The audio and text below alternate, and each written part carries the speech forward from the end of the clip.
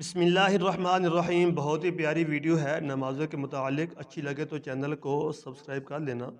ہمیں ایسے سوال دلچسپ معلوم ہونے چاہیے کم از کم۔ سب سے پہلے نمازوں کا سلسلہ کس نے پڑھی ہیں؟ کیا 5 نمازیں پہلے بھی امتوں میں تھیں یا 5 نماز صرف ہم ہی پڑھتے ہیں؟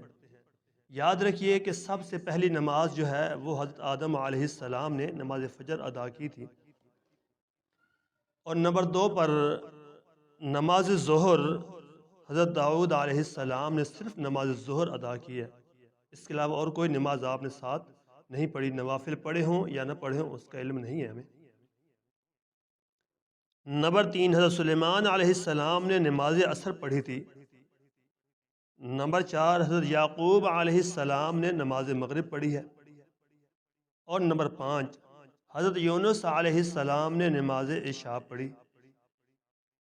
یاد رکھیے عشاء کی نماز سب سے پہلے حضرت یونس علیہ السلام نے پڑھی، لیکن ان کی یا کسی نبی کی امت نے یہ نماز نہیں پڑھی۔ امتوں میں سے صرف اور صرف نبی کریم علیہ السلام کی امت کو اس نماز کے پڑھنے کا شرف حاصل ہوا ہے۔